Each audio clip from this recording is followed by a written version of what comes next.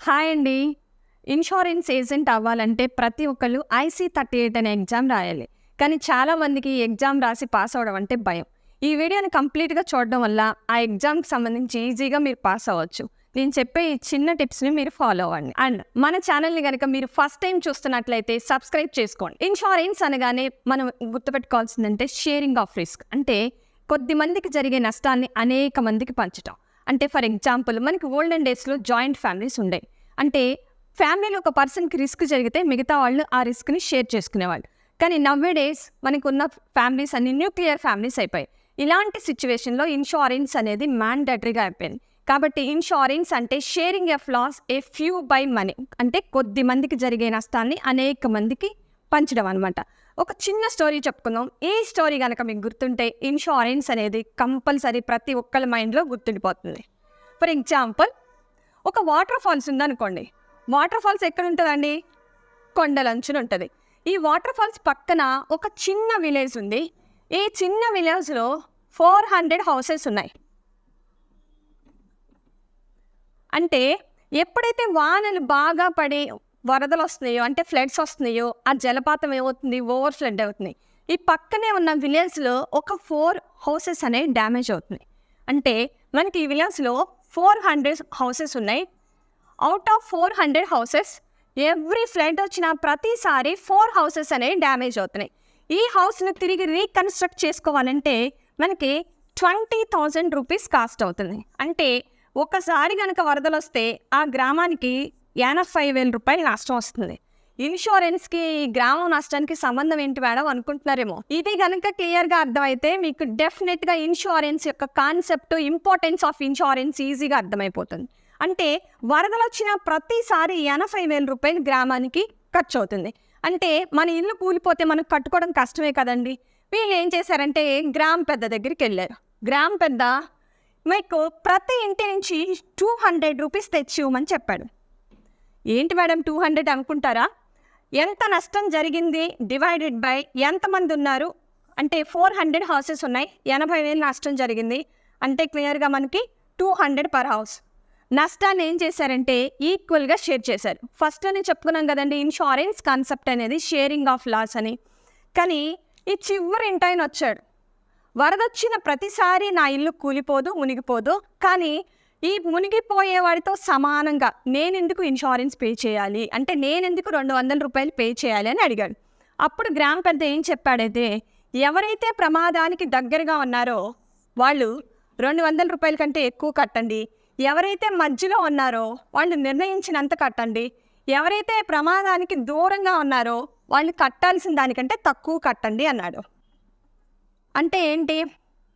200 pay చేశారు, 200 కంటే ఎక్కువ పే చేశారు, నియర్లీ 150 రూపీస్ పే చేశారు. ఇది ఇన్సూరెన్స్కి ఎందుకంటే ఈ జలపాతాన్ని కనుక డెత్ అనుకుంటే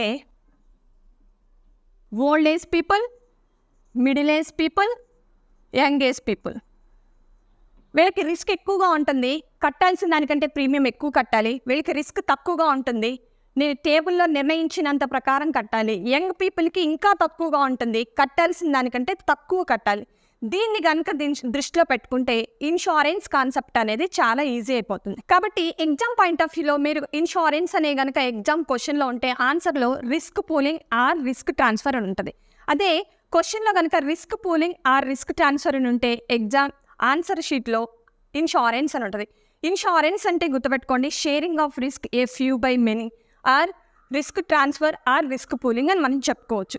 మనకి ఇన్సూరెన్స్ అనేది ఓల్డెన్ డేస్ నుంచి అంటే జాయింట్ ఫ్యామిలీస్ ఉండేవి. ఇప్పుడు న్యూక్లియర్ ఫ్యామిలీస్ రావడం వల్ల ఏం చేస్తున్నామంటే ప్రతి ఒక్కరికి మ్యాండేటరీగా ఇన్సూరెన్స్ అవసరం. ఈ కాన్సెప్ట్ని మనం ఏం అంటామంటే ఓల్డెన్ డేస్లో మన ఎవరైతే బ్రిటిష్ వాళ్ళు పరిపాలించారో మనకి ఇన్సూరెన్స్ కాన్సెప్ట్ని ఇండియాలోకి ఇంట్రడ్యూస్ చేశారు. కామన్గా ఇన్సూరెన్స్లు 3 రకాలు. ఒకటి life insurance, second one general insurance, third one reinsurance. మనకి టైప్స్ ఆఫ్ ఇన్సూరెన్స్ అని కనుక వస్తే మీరు గుర్తుపెట్టుకోవాల్సింది life insurance, general insurance, reinsurance. అంటే ఒక వ్యక్తి ప్రాణానికి సంబంధించి డీల్ చేస్తే ఆ ఇన్సూరెన్స్ లైఫ్ ఇన్సూరెన్స్ అంటాం. ప్రాణం కాని ప్రతిదీ like health, car, bike everything general insurance కిందకి వస్తాయి. థర్డ్ వన్ రీ ఇన్సూరెన్స్ అంటే ఒక ఇన్సూరెన్స్ కంపెనీ తిరిగి ఇన్సూరెన్స్ చేసుకోవడాన్ని రీ ఇన్సూరెన్స్ అంటాం. బేసిక్గా మనం గుర్తుపెట్టుకోవాల్సింది లైఫ్ ఇన్సూరెన్స్ అనేది వెరీ వెరీ ఇంపార్టెంట్ అండి. మనకి ఇండియాలో first life insurance company in India అని అడుగుతాడు. ఓరియంటల్ లైఫ్ ఇన్సూరెన్స్ కంపెనీ 1818లో స్టార్ట్ అయ్యింది. ఓరియంటల్ లైఫ్ ఇన్సూరెన్స్ ఎవరు స్టార్ట్ చేశారంటే బ్రిటిష్ వాళ్ళు స్టార్ట్ చేశారు. ఎక్కడ స్టార్ట్ చేశారు అని క్వశ్చన్ కనుక అడిగితే కలకత్తాలో స్టార్ట్ చేశారు. First life insurance company in India. First Indian life insurance company in India అని అడిగితే Bombay mutual assurance company limited 1870 మనకి బాంబేలో స్టార్ట్ అయింది. ఎవరు స్టార్ట్ చేశారు అని క్వశ్చన్ అడిగితే ఇండియన్స్ స్టార్ట్ చేశారు. Next first general insurance company in India అడిగితే త్రిటాన్ 1850. ఇక్కడ మనకి ఇండియాలో కలకత్తాలో అయితే ఇంగ్లీష్ వాళ్ళు స్టార్ట్ చేశారు, లాజిక్గా గుర్తుపెట్టుకోండి. అదే బాంబేలో అయితే ఇండియన్స్ స్టార్ట్ చేశారని గుర్తుపెట్టుకోండి. ఏంటి అంటే దీంట్లో ఫస్ట్ ఎవరైతే ఇంట్రడ్యూస్ చేస్తారో వాళ్ళు స్టార్ట్ చేసినట్టు. కాబట్టి first general insurance company in India అంటే త్రిటాన్ అని చెప్పుకోవచ్చు. 1850 Calcutta. First Indian general insurance company అంటే మర్కంటైల్ ఇన్సూరెన్స్ కంపెనీ లిమిటెడ్ 1906లో స్టార్ట్ అయ్యింది. ఇవన్నీ కాకుండా మనకి ఎగ్జామ్లో ఎక్కువగా అడిగే క్వశ్చన్ ఏంటంటే oldest insurance company in India. National insurance company 1907లో స్టార్ట్ అయ్యి స్టిల్ ఇప్పటి వరకు దాని బిజినెస్ ఆపరేషన్స్ని చాలా ఎఫెక్టివ్గా స్టార్ట్ చేస్తుంది. కాబట్టి ఓల్డెస్ట్ ఇన్సూరెన్స్ అంటే మనం నేషనల్ ఇన్సూరెన్స్ అని చెప్పుకోవచ్చు. ఓకేనా? ఇవి కాకుండా రిస్క్ మేనేజ్మెంట్ టెక్నిక్స్ అంటాం. వెరీ వెరీ ఇంపార్టెంట్ అండి. ఇది ఇన్సూరెన్స్కే కాదు, ప్రతి ఒక్క లైఫ్లో కూడా ఇది very very important. Risk management techniques దీంట్లో మనకి 4 రకాలు ఉంటాయి. First one risk avoidance, second one risk retention, third one risk reduction, fourth one risk financing. First one risk avoidance అంటే ఏదైనా సేఫ్టీ మెజర్స్ యూజ్ చేయడం వల్ల జరిగే నష్టాన్ని తగ్గించుకోవచ్చు. ఫర్ ఎగ్జాంపుల్ మనం హెల్మెట్ పెట్టుకున్నాం అనుకోండి, ఏదైనా జరిగే నష్టాన్ని తగ్గించుకోవచ్చు. అలాగే సేఫ్టీ మెజర్స్ యూజ్ చేస్తే తొందరగా చనిపోకుండా ఎక్కువ కాలం ఉండడానికి ఆస్కారం ఉంటుంది. కాబట్టి ఫస్ట్ టెక్నిక్ని రిస్క్ అవాయిడెన్స్ అంటాం. సెకండ్ వన్ రిస్క్ రిటెన్షన్ అంటే ఏంటి అంటే ఎవరైతే రిస్క్ని, దానివల్ల వచ్చే ఎఫెక్ట్ని, దాని లాస్ని బేర్ చేస్తారని డిసైడ్ అవుతారో దీన్ని రిస్క్ రిటెన్షన్ అంటాం. అంటే ఈ సిచ్యువేషన్ల వల్ల జరిగే నష్టాన్ని వాళ్ళు బేర్ చేస్తారనమాట. ఎగ్జాంపుల్ మనకి చాలామంది ఎక్కువ స్పీడ్తో వెళ్తుంటారు, దానివల్ల యాక్సిడెంట్ జరుగుతుంది, చనిపోతుంటారు. కాబట్టి రిస్క్ రిటెన్షన్ అంటే మనం లాస్ని బేర్ చేసే కెపాసిటీ ఉండటం. ఈ సిచ్యువేషన్ని రిస్క్ రిటెన్షన్ అంటాం. Third one risk reduction. Safety measures use చేస్తే జరిగే నష్టాన్ని తగ్గించుకోవచ్చు. దాంట్లో మనం ఎక్కువ ముఖ్యంగా చూసుకుంటే ఏంటంటే ఎలక్ట్రిసిటీలో మనము ఫైర్ ఎగ్జాస్టర్స్ పెట్టడం వల్ల ఏదైనా ఫైర్ యాక్సిడెంట్ కనుక జరిగితే ఆ జరిగే నష్టాన్ని తగ్గించుకోవచ్చు. Risk. Third one risk reduction. Fourth one risk financing అంటే సెల్ఫ్ ఫినాన్సింగ్ అంటే ఏదైనా జరుగుతుందేమోనని మనకేం చేస్తాం, ఇంట్లో కొంత మనీ సేఫ్గా పెట్టుకుంటాం, లేదంటే బ్యాంక్లో దాచుకుంటాం. దీన్ని ఏమంటామంటే risk financing or self financing. ఇవి కాకుండా 2 ఇంపార్టెంట్ టెక్నిక్స్ ఉన్నాయండి. First one loss prevention, second one loss reduction. Exam point of view ఎక్కువ అడుగుతుంటాడు ఈ క్వశ్చన్స్ని. It measures the reduce chances of occurrence. Loss prevention అంటే నష్టం జరిగే సందర్భాలను తగ్గించుకోవడం. First one loss prevention. Loss prevention అంటే నష్ట నివారణ అనొచ్చు. అంటే it measures the reduce chances of occurrence. నష్టం జరిగే సందర్భాలను తగ్గించుకోవడాన్ని నష్ట నివారణ అంటాం. అంటే ఏదైనా ఒక ఈవెంట్ 10 టైమ్స్గా అక్కర్ అవుతుంది అనుకోండి, దాన్ని 5 టైమ్స్గా రెడ్యూస్ చేసుకోవడాన్ని లాస్ ప్రివెన్షన్ అంటాం. సెకండ్ వన్ లాస్ రిడక్షన్ అంటే జరిగే నష్టాన్ని తగ్గించుకోవడాన్ని లాస్ రిడక్షన్ అంటాం. అంటే it measures the reduce degrees of loss is known as loss reduction. అంటే ఏదైనా లాస్ 1 లక్ష రూపాయలు జరుగుతుంది, దాన్ని 50,000గా రెడ్యూస్ చేసుకోవడాన్ని లాస్ రిడక్షన్ అంటాం. ఇవి రిస్క్ మేనేజ్మెంట్ టెక్నిక్స్. వీటిని యూజ్ చేయడం వల్ల మన లైఫ్లోనూ యూజ్ ఉంటుంది, యాజ్ వెల్ యాజ్ ఇన్సూరెన్స్లో కూడా వీటిని మనం కేర్ఫుల్గా చూస్తాం. ఇవి కాకుండా ఇన్సూరెన్స్లో మనకి అందరు ఇన్సూరెన్స్ అనగానే ఎల్ఐసినా అంటారు. ఎందుకని మనకి 1956లో లైఫ్ ఇన్సూరెన్స్ బిజినెస్ని నేషనలైజేషన్ చేశారు. అంటే ఏంటంటే మనకి 1818లోనే ఓరియంటల్ లైఫ్ ఇన్సూరెన్స్ వచ్చేసింది కదండి ఇండియాలోకి. 1818 నుంచి 1956 వరకు మనకి 245 కంపెనీస్ వచ్చాయి. 1818 to 1956 వరకు మనకి 170 ఇన్సూరెన్స్ కంపెనీస్ వచ్చాయి. 75 ప్రావిడెంట్ ఫండ్ సొసైటీస్ వచ్చాయి. అంటే టోటల్గా 245 కంపెనీస్ వచ్చాయి. 1956లో లైఫ్ ఇన్సూరెన్స్ బిజినెస్ని నేషనలైజేషన్ చేశారు. అంటే ఈ ఉన్న అన్నిటినీ కలిపేసి ఒక్కటిగా ఫామ్ చేశారే, దాన్ని మనం ఎల్ఐసి అంటాం. ఎల్ఐసి అంటే life insurance corporation of India. LIC ఎప్పుడు స్టార్ట్ అయింది అన్నా, లైఫ్ ఇన్సూరెన్స్ బిజినెస్ని ఎప్పుడు నేషనలైజ్ చేశారు అన్నా 1956 సెప్టెంబర్ 1. వెరీ వెరీ ఇంపార్టెంట్ అండి, ఈ క్వశ్చన్ ఎక్కువగా వస్తుంది. లైఫ్ ఇన్సూరెన్స్ బిజినెస్ని ఎప్పుడు నేషనలైజ్ చేశారు, లేదా ఎల్ఐసి ఎప్పుడు స్టార్ట్ అయిందైనా 1956 సెప్టెంబర్ 1. ఆ తర్వాత 1972లో జనరల్ ఇన్సూరెన్స్ బిజినెస్ని కూడా నేషనలైజ్ చేశారు. మనకి 1850లో త్రిటాన్ కంపెనీ వచ్చింది.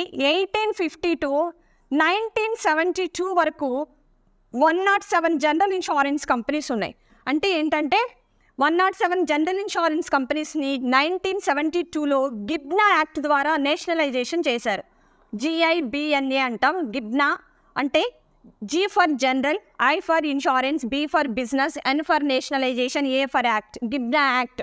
దీని ద్వారా 107 జనరల్ ఇన్సూరెన్స్ కంపెనీస్ని కలిపి ఒక్కటిగా ఫామ్ చేశారు. దాన్నే GIC అంటాం.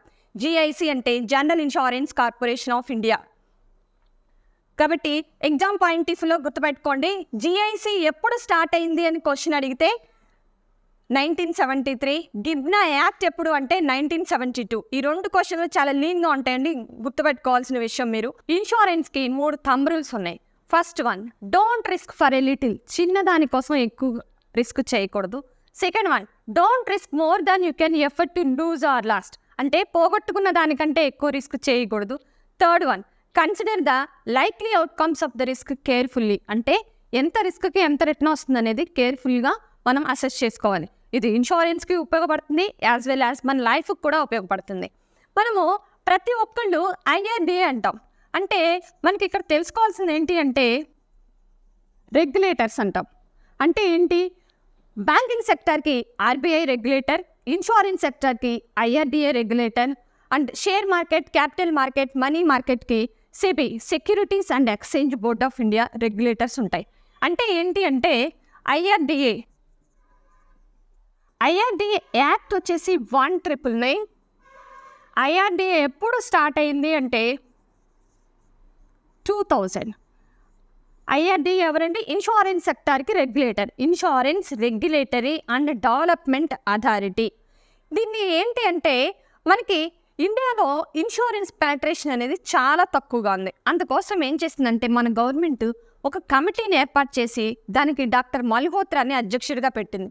ఈ మల్హోత్రా ఏం చేశారంటే 1 year పాటు డెవలప్డ్ కంట్రీస్ అన్నీ సర్చ్ చేసి అక్కడ ఇన్సూరెన్స్ పెనట్రేషన్ ఎందుకు ఎక్కువ ఉంది, మన ఇండియాలో ఎందుకు తక్కువ ఉంది అని 1 year పాటు తన రీసెర్చ్ అంతా చేసి తన టీంతో 1994లో తన రిపోర్ట్ని సబ్మిట్ చేశాడు.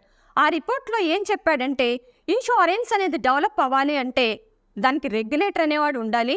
సెకండ్ పాయింట్, మనం ఇన్సూరెన్స్ని నేషనలైజేషన్ చేయాలి అని చెప్పాడు. అంటే ప్రైవేటైజేషన్ కూడా యాక్సెప్ట్ చేయాలి అని చెప్పాడు. ఈ 2 పాయింట్ల వల్ల ఏంటి అంటే IRDAని మనకి తీసుకొచ్చారు యాక్ట్ ద్వారా. 1999లో IRDA యాక్ట్, 2000 నుంచి IRDA స్టార్ట్ అయింది. అండ్ 2000 నుంచి ప్రైవేట్ ఇన్సూరెన్స్ కంపెనీలు మార్కెట్లోకి వచ్చాయి. కాబట్టి ఈ మల్హోత్రా కమిటీ ఈ 2 పాయింట్ని మనకి సిఫార్సు చేసింది. మీకు ఎగ్జామ్ పాయింట్ ఆఫ్ వ్యూ అడుగుతాడండి, మల్హోత్రా కమిటీ ఎప్పుడు సెటప్ అయిందంటే 1993. రిపోర్ట్ని ఎప్పుడు సబ్మిట్ చేసిందంటే 1994. ఇన్సూరెన్స్ గురించి అందరూ ప్రతి ఒక్కళ్ళు మనం బేసిక్గా తెలుసుకుంటున్నాం, కానీ ఇది తెలియాలంటే మనకి అసలు ఇన్సూరర్ అంటే ఎవరు, ఇన్సూర్డ్ ఎవరు, ఇవన్నీ తెలుసుకోవాలండి. ఇన్సూరర్ అంటే ఇన్సూరెన్స్ కంపెనీ. మనము ఇన్సూరెన్స్లో ఈ కొంత టర్మినాలజీ అనేది దీన్నే వాడాలి. ఇన్సూరర్ అంటే ఇన్సూరెన్స్ కంపెనీ. ఇన్సూర్డ్ అంటే కస్టమర్ ఆర్ పాలసీ హోల్డర్, ఎవరినైనా మనం ఏమంటాం, ఇన్సూర్డ్ అంటాం. ఈ 2 వర్డింగ్స్ని క్లియర్గా తెలుసుకోవాలి. ఎందుకంటే ఇన్సూరెన్స్ ఎగ్జామ్లో ప్రతి ఒక్కటి ఈ వర్డింగ్తో రిలేటెడ్ ఉంటుంది. కాబట్టి ఇన్సూరర్ అంటే ఇన్సూరెన్స్ కంపెనీ, కస్టమర్ అంటే ఇన్సూర్డ్ ఆర్ పాలసీ హోల్డర్, అతన్ని మనం ఇన్సూర్డ్ అంటాం. ఫర్ ఎగ్జాంపుల్,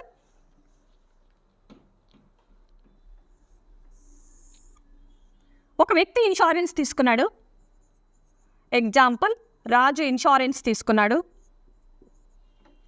30 years తన ఏజ్, 10 years పే చేశాడు, per annum 1 lakh rupee pay చేశాడు అనుకోండి. 30 years వ్యక్తి తీసుకున్నాడు, 10 years పే చేశాడు, అంటే 40 yearకి పే చేశాడు. దీన్ని ఏమంటామంటే పీపీటీ అంటాం, ప్రీమియం పేయింగ్ టర్మ్. తనకి 75 వచ్చే వరకు రిస్క్ కవరేజ్ ఉంటుంది అనుకోండి, దీన్ని ఏమంటామంటే పీటీ అంటాం, పాలసీ టర్మ్. అంటే దీనికి డే 1 నుంచి కవరేజ్ స్టార్ట్ అవుతుంది, దాన్ని మనము సమ్ ఎష్యూర్డ్ అంటాం. ఇన్సూరెన్స్ గురించి బేసిక్గా తెలియాలంటే ఈ పాయింట్స్ అన్నీ చేయాలి. అంటే సమ్ ఎష్యూర్డ్ అంటే పాలసీ విలువ ఆర్ బేసిక్ డెత్ బెనిఫిట్ మనం ఎలా అయినా చెప్పుకోవచ్చు. అంటే ఒక పాలసీ నుంచి మనకి డబ్బులు ఎలా వస్తాయంటే, ఒకటి చనిపోతే డెత్ బెనిఫిట్ రూపంలో వస్తాయి, సెకండ్ వన్ బతుకుంటే మెచ్యూరిటీ బెనిఫిట్ రూపంలో వస్తాయి. మెచ్యూరిటీ ఎప్పుడు వస్తుందంటే after end of the policy term. Policy term complete అయిన తర్వాత మాత్రమే మెచ్యూరిటీ వస్తుంది. కాబట్టి గుర్తుపెట్టుకోండి, పాలసీ నుంచి either death benefit are maturity benefit వస్తుంది. మెచ్యూరిటీ బెనిఫిట్ అయితే మాత్రం at the end of the policy term మాత్రమే వస్తుంది. ఇన్సూరెన్స్ అంటే మనం చెప్పుకున్నాం ఒక legal contract. Any legal contract valid అవ్వాలంటే దానికి కొన్ని ఎసెన్షియల్ ఎలిమెంట్స్ ఆర్ ప్రిన్సిపల్స్ ఉంటాయి. వాటిని సాటిస్ఫై చేస్తేనే ఆ కాంట్రాక్ట్ అనేది వ్యాలిడ్ అవుతుంది, లేకపోతే వాయిడ్ అవుతుంది. మనకి ఇదంతా తెలుసుకోవడానికి ఒక చిన్న దీనికి కొన్ని రూల్స్ అండ్ రెగ్యులేషన్స్. ఇన్సూరెన్స్కి కూడా ఈ లీగల్ కాంట్రాక్ట్స్ ఎందుకు అనుకోవద్దు. ఈ లీగల్ కాంట్రాక్ట్స్ని వ్యాలిడ్ అయితేనే మనకి ఇన్సూరెన్స్ పాలసీకి క్లెయిమ్ వస్తుంది, లేకపోతే ఇన్సూరెన్స్ కంపెనీ క్లెయిమ్ రిజెక్ట్ చేయడానికి ఆస్కారం ఉంటుంది. కాబట్టి మనము దీంట్లో ఏంటంటే legal principles of an insurance contract మనం చెప్పుకున్నామండి. ఇన్సూరెన్స్ పాలసీ అనేది అగ్రిమెంట్ కాదండి, ఇది ఒక లీగల్ కాంట్రాక్ట్. ఈ లీగల్ కాంట్రాక్ట్ వ్యాలిడ్ అవ్వాలంటే దానికి కొన్ని ప్రిన్సిపల్స్ ఉంటాయి, ఆర్ ఎలిమెంట్స్ ఉంటాయి. వాటిని సాటిస్ఫై చేస్తేనే చెల్లుతుంది. దీంట్లో ఉన్న first principle offer and acceptance. అంటే ఏంటంటే మనం ఇందాక చెప్పుకున్నాం ఇన్సూరెన్స్ అనేది లీగల్ కాంట్రాక్ట్. ఏ లీగల్ కాంట్రాక్ట్ వ్యాలిడ్ అవ్వాలంటే 2 పార్టీస్ ఉండాలి. An agreement between 2 parties enforceable by లా.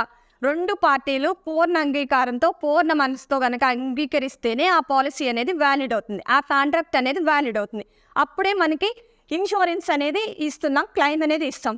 ఇక్కడ 2 parties ఉండాలి. ఒక పార్టీ కండిషనల్ లేకుండా ఆఫర్ చేయాలి, రెండో పార్టీ అన్కండిషనల్గా అంటే ఇచ్చిన ఆఫర్ని యాక్సెప్ట్ చేస్తేనే చెల్లుతుంది. ఇక్కడ ఆఫర్ ఎవరు చేయాలి అంటే ఇన్సూరెన్స్ తీసుకునే పర్సన్, అంటే ఇన్సూర్డ్ ఆఫర్ చేయాలి. నా క్లెయిమ్ నాకు వచ్చే నా తీసుకోండి అని అంటే, లైక్ మనం ప్రీమియాన్ని పే చేసి ప్రపోజల్ ఫామ్ నింపి ఇన్సూరెన్స్ కంపెనీకి ఇస్తున్నాం. ఇన్సూరెన్స్ కంపెనీ మన ఆఫర్ని యాక్సెప్ట్ చేయొచ్చు, రిజెక్ట్ చేయొచ్చు, పోస్ట్పోన్ చేయొచ్చు, డిక్లైన్ చేయొచ్చు, ఏదైనా చేయొచ్చు. కానీ అన్కండిషనల్గా కనుక ఆఫర్ని యాక్సెప్ట్ చేస్తే ఫస్ట్ ప్రిన్సిపల్ వ్యాలిడ్ అవుతుంది, అప్పుడే మన కాంట్రాక్ట్ చెల్లుతుంది. Second one consideration. కన్సిడరేషన్ అంటే ఒక పని చేస్తున్నందుకు బోత్ పార్టీస్కి వాల్యూ ఉండాలి. అంటే ఇక్కడ ఏంటి అంటే మనము ఒక పర్సన్గా ప్రీమియం పే చేస్తున్నాం కంపెనీకి, కంపెనీ ఏం చేస్తుందంటే మనకి రిస్క్ కవరేజ్ ఇస్తుంది. ఇక్కడ కన్సిడరేషన్ అంటే మీకు ఎగ్జామ్ పాయింట్ ఆఫ్ వ్యూ అడిగితే గుర్తుపెట్టుకోండి, ప్రీమియం డీల్స్ విత్ కన్సిడరేషన్. క్వశ్చన్లో కనుక కన్సిడరేషన్ ఉంటే ఆన్సర్లో ప్రీమియం అనేది ఉంటుంది. కాబట్టి ఒక పని చేస్తున్నందుకు బోత్ పార్టీస్కి విలువ ఉండాలి. దాన్నే మనం మూల్యం, వెల, పరిగణన ఇలా డిఫరెంట్ పర్యాయ పదాలతో పిలుస్తూ ఉంటాం. Third one agreement between parties. అంటే ఏంటంటే 2 పార్టీలు మనం అంగీకరించాలన్నాం కదా, దీంట్లో కొన్ని కండిషన్స్ ఉన్నాయండి. ఫస్ట్ వన్ మైనర్ అయి ఉండకూడదు. Any legal contract minor valid కాదు, మేజర్ అయితేనే valid. Second one unsound mind అయి ఉండకూడదు. అంటే మెంటల్గా డిజేబుల్ అయితే ఎనీ లీగల్ కాంట్రాక్ట్లోకి ఎంటర్ అవ్వడానికి వ్యాలిడ్ కాదు.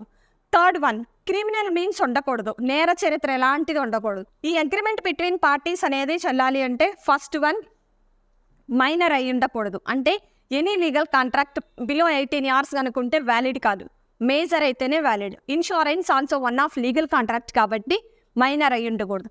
సెకండ్ వన్ అన్సౌండ్ మైండ్ అయి ఉండకూడదు. అంటే ఏంటి, మెంటల్లీ డిజేబుల్ పర్సన్ పనికిరారు ఎనీ లీగల్ కాంట్రాక్ట్కి. కాబట్టి మెంటల్గా పర్ఫెక్ట్గా ఉన్నాను, నేను సౌండ్ మైండే అంటే తప్పితే ఇన్సూరెన్స్ ఇవ్వం. కాబట్టి సెకండ్ వన్ అన్సౌండ్ మైండ్ అయి ఉండకూడదు, అంటే మెంటల్గా ఫిట్గా ఉండాలి, సౌండ్ మైండ్. థర్డ్ వన్ నేర చరిత్ర, నో క్రిమినల్ మీన్స్. ఇంటెన్షను అంటే హస్బెండ్కి 1 కోటి రూపాయలు ఇన్సూరెన్స్ తీసుకున్నారు, వైఫ్కి ఒక 5 కోట్లు తీసుకున్నారు. ఇంటెన్షన్ ఏంటంటే క్రిమినల్, నేర చరిత్ర, ఏదో చేసేద్దామని. ఇలాంటివి ఏవి లేకుండా ఉంటేనే third condition agreement between parties అనేది చెల్లుతుంది. Fourth, free consent.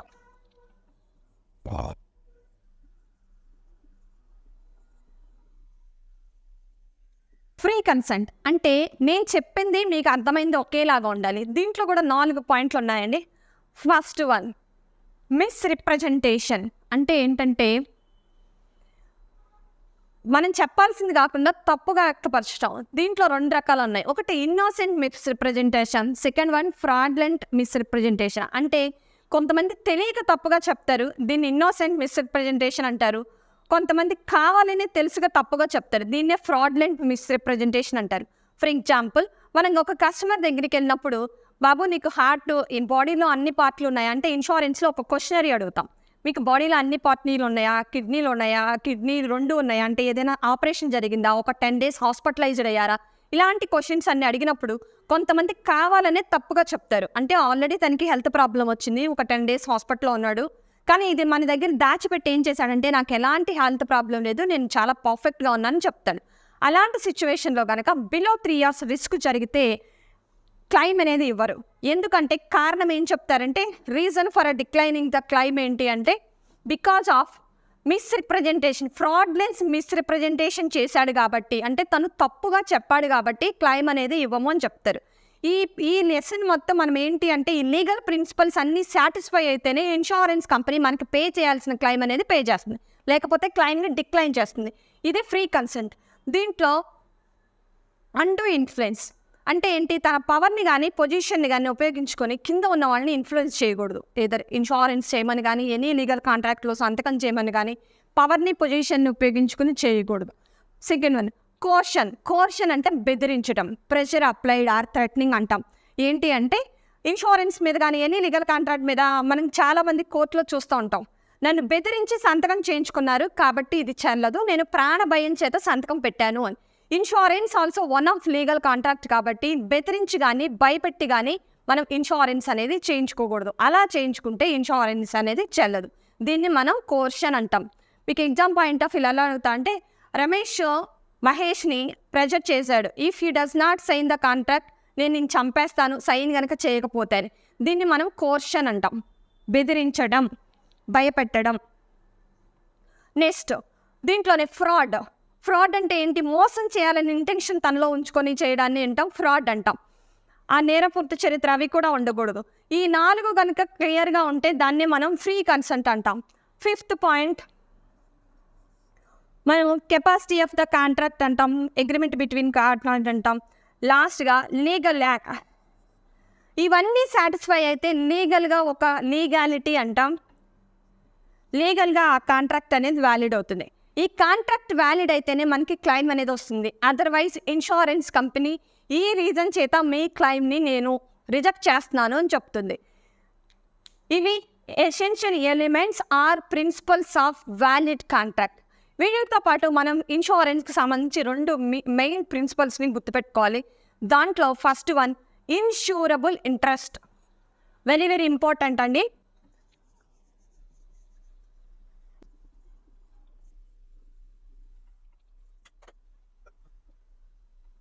Utmost good faith or uberrima fides. అంటే ఏంటంటే ఇన్సూరెన్స్లో అడిగినా అడగకపోయినా వాలంటరీగా ఓపెన్గా ఉన్నట్లు చెప్పడాన్ని utmost good faith or uberrima fides అంటారు. ఇది వెరీ వెరీ ఇంపార్టెంట్. ఇది కనుక చెప్తే మన ఇన్సూరెన్స్ అనేది క్లియర్గా ఉంటుంది. Insurable interest. సెకండ్, ఏ వ్యక్తికైనా ఇన్సూరబుల్ ఇంట్రెస్ట్ ఉంటేనే ఇన్సూరెన్స్ ఇస్తారు. Insurable interest means nothing but financial loss. అంటే ఇది ఉంటేనే.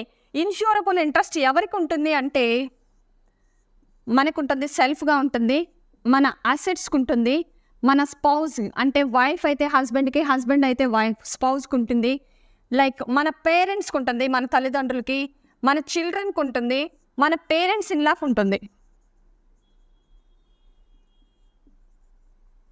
వీళ్ళకి ఇన్సూరెన్స్ ఇస్తారు. అది కూడా కాకుండా ఫినాన్షియల్ లాస్. ఒక ఎంప్లాయీకి తన ఎంప్లాయర్ ఇన్సూరెన్స్ తీసుకోవచ్చు. ఒక బ్యాంక్లో వర్క్ చేస్తున్న ఎంప్లాయీస్ అందరికీ తీసుకోవచ్చు. ఒక ఆర్గనైజేషన్లో పనిచేస్తున్న వాళ్ళకి తీసుకోవచ్చు. ఒక ఫాదర్ సన్కి తీసుకోవచ్చు. అంతేగాని అన్రిలేటెడ్ పీపుల్కి మనం ఇన్సూరెన్స్ తీసుకోలేం. ఇన్సూరబుల్ ఇంట్రెస్ట్ ఉంటేనే వీళ్ళకి ఇన్సూరెన్స్ ఇవ్వగలం. కాబట్టి మీకు ఎగ్జామ్ పాయింట్ ఆఫ్ వ్యూలో చాలా ఓపెన్గా క్వశ్చన్ అడుగుతుంటాడు ఎక్కువ సార్లు. లైఫ్ ఇన్సూరెన్స్లో ఇన్సూరబుల్ ఇంట్రెస్ట్ ఎప్పుడు ప్రజెంట్ చేయాలి అంటే at the time of taking insurance. అంటే ఇన్సూరెన్స్ పాలసీ తీసుకుంటున్నప్పుడే నా లైఫ్ వాల్యూ ఇంత అని నేను చూపించేస్తున్నాను. కాబట్టి at the time of claim వచ్చినప్పుడు ₹1,00,00,000 అనుకోండి, క్లైమ్ యొక్క వాల్యూ ₹1,00,00,000 ఇచ్చేస్తాడు. అదే జనరల్ ఇన్సూరెన్స్లో అయితే 2 times ప్రజెంట్ చేయాలి insurable interest. First one at the time of taking the policy, second one claim వచ్చినప్పుడు కూడా. అంటే ఫర్ ఎగ్జాంపుల్ మీరు గుర్తుపెట్టుకొని, ఒక కార్ కొన్నప్పుడు 20 లక్షలు దాని ఖరీదు, 20 లక్షలకి ఇన్సూరెన్స్ చేపిస్తాం. ఇఫ్ ఎనీ కేస్ ఏదైనా అన్సర్టనిటీ జరిగి కార్కి యాక్సిడెంట్ అయింది, ఒక ₹2,00,000 ఖర్చు అయింది అనుకోండి, అప్పుడు ఏం చేస్తాం మనం? ఇంత ఖర్చు అయింది అని మనం చూపిస్తాం, అప్పుడు కూడా చూపించాలి. కాబట్టి లైఫ్ ఇన్సూరెన్స్లో అయితే ఇన్సూరబుల్ ఇంట్రెస్ట్ 1 time ప్రజెంట్ చేస్తాం at the time of taking policy. అదే జనరల్ ఇన్సూరెన్స్లో అయితే 2 times ప్రజెంట్ చేయాలి at the time of taking policy and claim arranges also, claim వచ్చినప్పుడు కూడా. ఓకేనండి, ఈ 2 పాయింట్లు మనం బాగా గుర్తుపెట్టుకోవాలి. ఇన్సూరబుల్ ఇంట్రెస్ట్ ఉంటేనే ఇస్తాము. ఇలాంటప్పుడు ఏంటంటే చాలామంది మనకి ఇన్సూరబుల్ ఇంట్రెస్ట్ లేకుండా కనుక అయితే ఫ్రెండ్స్కి నైబర్స్కి ఇవ్వము. కాబట్టి ఇన్సూరబుల్ ఇంట్రెస్ట్ ఉన్న వాళ్ళకే ఇస్తాం. మీకు ఎగ్జామ్ పాయింట్ ఆఫ్ వ్యూలో విచ్ ఈజ్ నాట్ కవర్ అవ్వరు అని అడుగుతూ ఉంటాడు. ఫ్రెండ్స్ నైబర్స్ ఇన్సూరబుల్ ఇంట్రెస్ట్ ఉండదు, వాళ్ళకి ఫినాన్షియల్ లాస్ ఏమి ఉండదు. అంటే వాళ్ళకి ఏదైనా జరిగితే మనకి ఎలాంటి నష్టం వాటిల్లదు. ఇన్సూరెన్స్లో ఇంకా మనం ముఖ్యంగా తెలుసుకోవాల్సిందంటే ఎనీ ఇన్సూరెన్స్ కంపెనీ మన క్లైమ్ని కనుక రిజెక్ట్ చేస్తే మనం వెళ్ళాల్సిందాన్ని గ్రీవియన్స్ రెడ్రిసల్ మెకానిజం అంటాం. దీంట్లో మనకి ముఖ్యంగా కోపా, కన్జ్యూమర్ ప్రొటెక్షన్ యాక్ట్ 1986, అంటే మనం కన్జ్యూమ్ చేసే గూడ్స్ వాటికి సంబంధించి కన్జ్యూమర్ ప్రొటెక్షన్ యాక్ట్. ఇది కాకపోతే IGMS, integrated grievance management system, దీన్ని IRDA ఏర్పాటు చేసింది IGMSని. దీంతో మనకి judicial channels, 3 type judicial channels అంటామండి దాన్ని. District forum, state commission, national commission. మన క్లైమ్ యొక్క వాల్యూ అప్ టు 20 lakhs కనుక ఉంటే మనం డిస్ట్రిక్ట్ ఫామ్లో అప్పీల్ చేయాలి. 20 lakhs to 100 lakhs or 1 crore ఉంటే స్టేట్ కమిషన్లో అప్పీల్ చేయాలి. 1 crore కంటే అబవ్ ఉంటే నేషనల్ కమిషన్లో అప్పీల్ చేయాలి.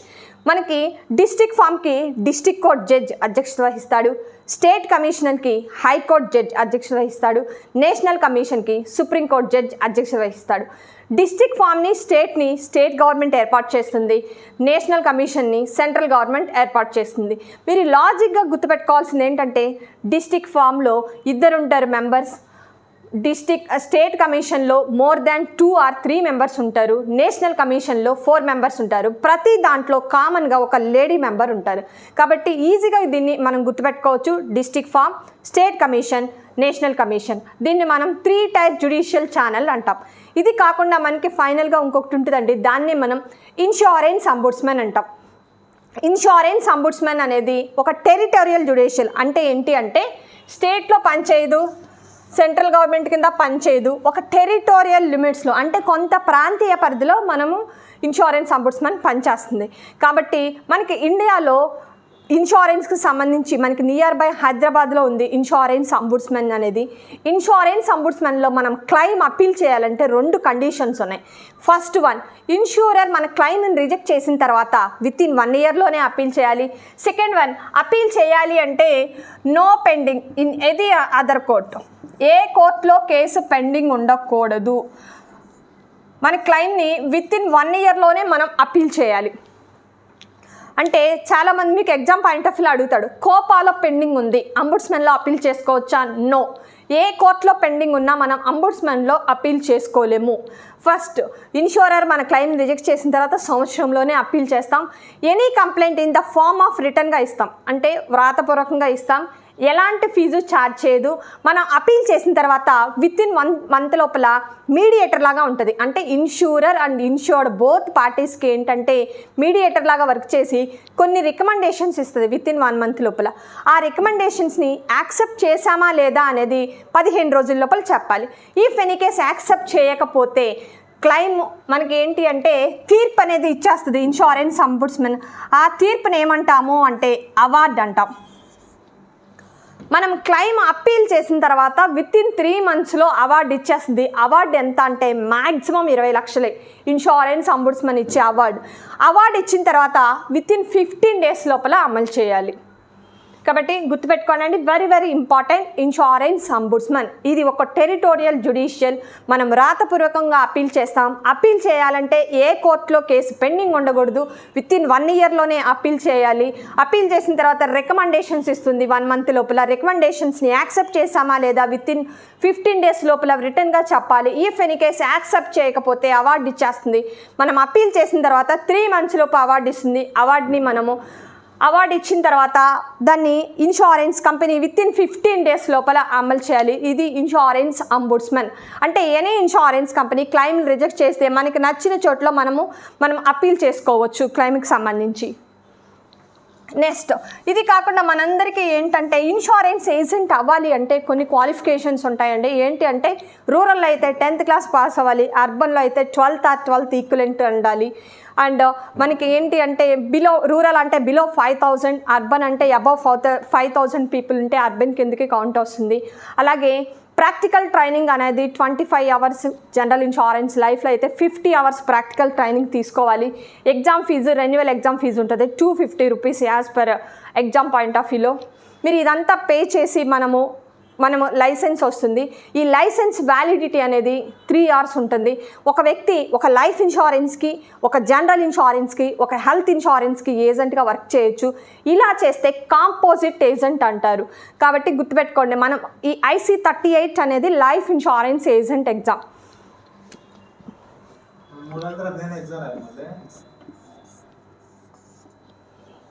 Next very very important topic అండి, HLV, human life value.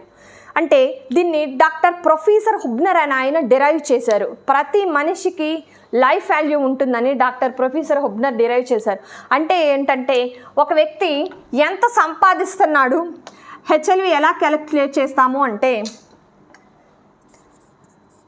HLV is equal to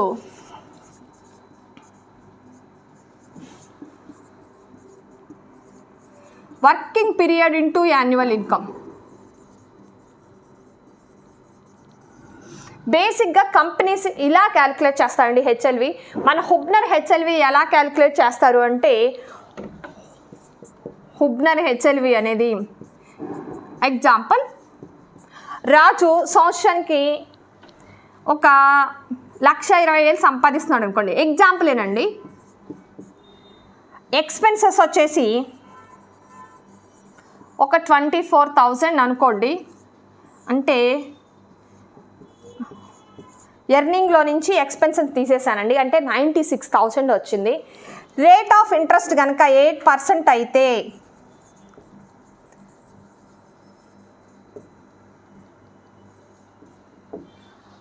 Raju HLV ఎంత అంటాడు అంటే ఏంటి, 96,000 ఇంటూ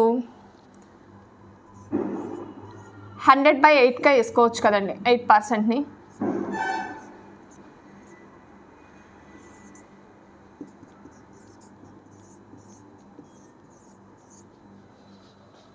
రాజు HLV 12 లక్షలు. ఓకేనండి, ఈ HLV అనేది వెరీ వెరీ ఇంపార్టెంట్. ఎందుకు అంటే బేస్డ్ ఆన్ HLVని ఎవ్రీ ఇన్సూరెన్స్ కంపెనీ అనేది మనకి సమ్ అష్యూర్డ్ని ప్రొవైడ్ చేస్తుంది. అంటే ఫర్ ఎగ్జాంపుల్ బిలో 35 కనుక ఉంటే 25 టైమ్స్ ఆఫ్ యాన్యువల్ ఇన్కమ్ ఇస్తారు. 35 to 45 లోపు ఉంటే 20 టైమ్స్ ఆఫ్ యాన్యువల్ ఇన్కమ్ ఇస్తాము. 45+ ఉంటే 15 టైమ్స్ ఆఫ్ యాన్యువల్ ఇన్కమ్ ఇస్తాము. 50 to 55 అయితే 10 టైమ్స్ ఆఫ్ యాన్యువల్ ఇన్కమ్ ఇస్తాము. 55 to 60 అయితే 5 టైమ్స్ ఆఫ్ యాన్యువల్ ఇన్కమ్ ఇస్తాము.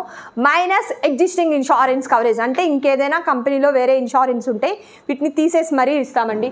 కాబట్టి ఇన్సూరెన్స్లో మనకి హ్యూమన్ లైఫ్ వాల్యూ అనేది వెరీ వెరీ ఇంపార్టెంట్. దీనికి మించి మనకి ఇన్సూరెన్స్ కవరేజ్ అనేది ఇవ్వరు. Next financial planning. మనకి ప్లానింగ్ అనేది చాలామంది చేసుకోరు లైఫ్లో, కానీ ఫినాన్షియల్ ప్లానింగ్ అనేది వెరీ వెరీ ఇంపార్టెంట్. అంటే మన ఎర్నింగ్ ఎంత, మన కన్జంప్షన్ ఎంత అనేది తెలుసుకోవాలి. ఎంత సంపాదిస్తున్నాము, ఎంత ఇక్కడ మనం ఏంటి అంటే ఎక్స్పెన్సెస్ అనకూడదు, as for financial terminology consumption అనాలి. మిగిలేదే మనకి సేవింగ్. మనం ఎంత సంపాదిస్తున్నామో, ఎంత ఖర్చు పెడుతున్నాం, మిగిలేదు సేవింగ్. సేవింగ్ని 2 రకాలుగా డెసిషన్ చెప్పుకోవచ్చు అండి. First one postponement of consumption, అంటే అవసరాన్ని వాయిదా వేసి మరీ సేవ్ చేస్తున్నాం. Second one parting with liquidity, అంటే మన దగ్గర ఉన్న రూపాయలు ఒక 10,000 సేవ్ చేసుకోమంటే అదొక పార్టీ కదా మన లిక్విడిటీలో. ఈ 2 రకాలుగా చెప్పుకోవచ్చు. ఈ ఫినాన్షియల్ ప్లానింగ్ లేక చాలామంది ఫినాన్షియల్ క్రైసిస్లోకి వెళ్ళిపోతున్నారు. మీకు ఎగ్జామ్లో అడుగుతాడు, when is best time to start financial planning అని. ఆన్సర్ ఏంటంటే as soon as he gets first salary. మొదటి జీతం రాగానే కనుక కరెక్ట్గా ఫినాన్షియల్ ప్లానింగ్ చేసుకుంటే తన లైఫ్ టైంలో ఆ వ్యక్తి పర్ఫెక్ట్గా ప్లాన్ చేస్తాడనమాట. ఈ ఫినాన్షియల్ ప్లానింగ్ చేసేటప్పుడు మనం ఏంటంటే దృష్టిలో పెట్టుకోవాల్సింది, ఫస్ట్ ఒక ఇన్వెస్ట్మెంట్ చేసే ముందర మనం గుర్తుపెట్టుకోవాల్సింది ఏంటంటే, మనం ఇన్వెస్ట్మెంట్ చేసినప్పుడు రిస్కే కాకుండా దాని నుంచి రిటర్న్ కూడా ఎక్స్పెక్ట్ చేస్తాం, యాజ్ వెల్ యాజ్ రిస్క్ కూడా. ఆ రిస్క్ని బేర్ చేసే క్యాపబిలిటీ ఉందా లేదా చూసుకోవాలి. సెకండ్ వన్, టైం హారిజన్ చూసుకోవాలి. అంటే మనము లాంగ్ టర్మ్లో కనుక ఇన్వెస్ట్మెంట్ చేస్తే ఎనీ ఇన్వెస్ట్మెంట్ నుంచి మనకు రిటర్న్ అనేది చాలా ఎక్కువ లార్జర్గా ఉంటుంది. కాబట్టి టైం హారిజన్ ఎంత ఇన్వెస్ట్ చేస్తున్నాం అనేది ఇన్వెస్ట్మెంట్ డెసిషన్లో very very important. Third one, మన ఇన్వెస్ట్మెంట్ నుంచి మనకి ఎప్పుడు కావాలంటే అప్పుడు లిక్విడిటీగా మార్చుకోగలమా లేదా అనేది కూడా చూసుకోవాలి. ఫోర్త్ వన్, మనం చేసే ఇన్వెస్ట్మెంట్ నుంచి మనకి మార్కెటబిలిటీ ఉందా లేదా, అంటే మార్కెట్లో మనం ఎప్పుడు కావాలంటే దానికి వాల్యూ ఉంటుందా లేదా అనేది చూసుకోవాలి. ఫిఫ్త్ వన్, ట్యాక్స్ ఎగ్జంప్షన్ ఉందా లేదా, అంటే మనం చేసే ఇన్వెస్ట్మెంట్ నుంచి మనకి ట్యాక్స్ ఎగ్జంప్షన్ ఉందా లేదా అనేది చూసుకోవాలండి. ఈ 5 పాయింట్స్ని మనకి దృష్టిలో పెట్టుకుని కనుక ఇన్వెస్ట్మెంట్ చేసేటప్పుడు ఇంకొకటి మెయిన్ పాయింట్ ఉందండి, దట్ ఈస్ కాల్డ్ డైవర్సిఫికేషన్. అంటే మనం చేసే ఇన్వెస్ట్మెంట్ అనేది డిఫరెంట్ ఆర్ వేరియస్ అసెట్ క్లాసెస్లో ఇన్వెస్ట్ చేయాలి. ఈ ఫినాన్షియల్ ప్లానింగ్ అన్నప్పుడు మనం చేసే ఇన్వెస్ట్మెంట్ డైవర్సిఫైడ్ మోడ్లో ఉందా, దాని నుంచి మనకి లిక్విడిటీ వస్తుందా, మార్కెటబిలిటీ ఉందా, మనం రిస్క్ని ఎలా యానలైజ్ చేసామా లేదా, టైం హారిజన్ ఎలా ఉంది, ట్యాక్స్ ఎగ్జంప్షన్ ఉందా లేదా, ఈ ఈచ్ అండ్ ఎవ్రీ పాయింట్ని దృష్టిలో పెట్టుకొని ఫినాన్షియల్ ప్లానింగ్ ఆర్ ఫినాన్షియల్గా ఇన్వెస్ట్ చేయడం అనేది చాలా మంచి పద్ధతి అండి. అప్పుడు మనకి రిస్క్కి రిటర్న్కి ఎప్పుడు తెలుసు అవినాభావ సంబంధం ఉంది. రిస్క్ ఎక్కువ ఉంటే రిటర్న్ కూడా చాలా ఎక్కువ ఉంటుందండి. దీన్ని దృష్టిలో పెట్టుకొని ఫినాన్షియల్ ప్లానింగ్ అనేది చేసుకోవాలి. నెక్స్ట్ మనకి ఇన్సూరెన్స్లో traditional products, non traditional products అని ఉన్నాయి. ట్రెడిషనల్ ప్రోడక్ట్స్ అంటే ఇవి మార్కెట్లోకి మనము ఈ ట్రెడిషనల్ ప్రోడక్ట్లో ఇన్వెస్ట్ చేస్తే దాని నుంచి మనకి రిటర్న్ రావడానికి ఆస్కారం ఉంది. దాంట్లో మనకి ముఖ్యంగా చెప్పుకోవాల్సింది ఈ ట్రెడిషనల్ ప్రోడక్ట్స్లో first one term insurance, second one whole life insurance, third one endowment insurance. Term insurance ఇది ఓన్లీ పూర్తిగా రిస్క్ కవరేజ్ మాత్రమే ఉంటుంది. అంటే కస్టమర్ ఒక సర్టైన్ టర్మ్ తీసుకున్నాడు, 30 years వ్యక్తి తీసుకున్నాడు, 75 వరకు ఉండాలి, 75 లోపు చనిపోతేనే డబ్బులు వస్తాయి. ఆ ఇన్సూరెన్స్ని టర్మ్ ఇన్సూరెన్స్ అంటాము, ప్యూర్లీ రిస్క్ కవరేజ్ అనమాట. Second one whole life insurance, అంటే ఏ వ్యక్తి అయితే తీసుకున్నాడో తనకి 100 years వరకు కవరేజ్ ఉంటుంది, దాన్నే హోల్ లైఫ్ ఇన్సూరెన్స్ అంటాం. థర్డ్ వన్ ఎండోమెంట్ ఇన్సూరెన్స్, దీంట్లో రిస్క్ బెనిఫిట్ ఉంటుంది యాజ్ వెల్ యాజ్ రిటర్న్ కూడా వస్తుంది. దీన్ని survival benefit plus death benefit కలిపి మనం ఎండోమెంట్ ప్లాన్గా చెప్పుకోవచ్చు. అంటే కస్టమర్ బతికే ఉంటే మెచ్యూరిటీ వస్తుంది, రిస్క్ జరిగితే డెత్ బెనిఫిట్ అనేది వస్తుంది ఈ ఎండోమెంట్ ప్లాన్లో. ఈ ఎండోమెంట్కి మనం ఎక్కువగా ఎగ్జాంపుల్ చెప్పుకోవచ్చు మనీ బ్యాక్ ప్లాన్స్ని. అంటే సర్టెన్ పీరియాడికల్గా పేమెంట్స్ అనేవి మనకు వస్తాయి. ఫర్ ఎగ్జాంపుల్ ఒక 20 years ప్లాన్ తీసుకున్నాం అనుకోండి, ఎవ్రీ 5 yearsకి ఈక్వల్ పీరియాడికల్లో మనకి అమౌంట్ అనేవి రిటర్న్ వస్తాయి. వీటినే మనీ బ్యాక్ ప్లాన్స్ అంటాం. ఈ ట్రెడిషనల్ ప్లాన్స్లో మనం ముఖ్యంగా ఈ మూడిటి మీద బేస్ పడి ఉంటాయండి. నెక్స్ట్ నాన్ ట్రెడిషనల్ ప్రోడక్ట్,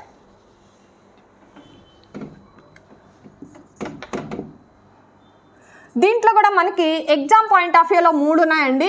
కానీ మనం చెప్పుకోవాల్సిన first one universal life insurance, second one variable life insurance,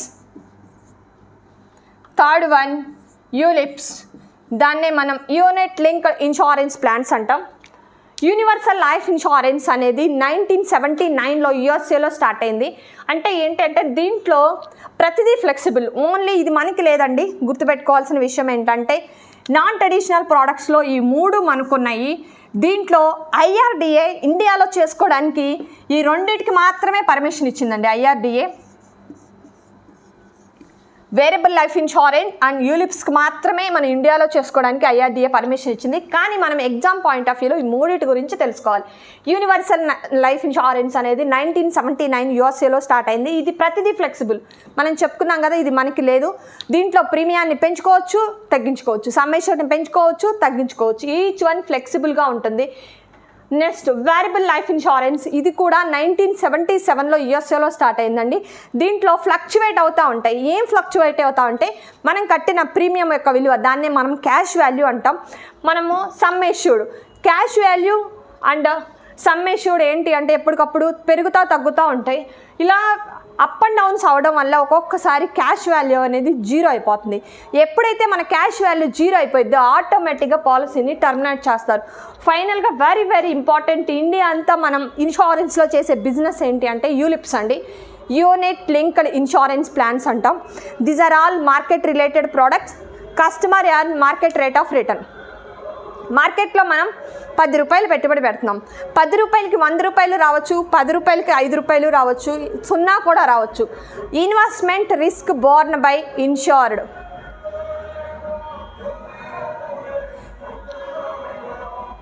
ఈ యూలిప్స్లో ఏంటి అంటే ఇది ఎవరు ఇన్వెస్ట్ చేయాలి అంటే నాలెడ్జబుల్ పీపుల్ ఇన్వెస్ట్ చేయాలి. ఎవరు అంటే ఎవరైతే షేర్ గురించి తెలుసో, మార్కెట్ గురించి తెలుసో, ఈచ్ అండ్ ఎవ్రీ పాయింట్ తెలిసిన వాళ్ళు యూలిప్స్లో ఇన్వెస్ట్ చేయడం తెలియదు.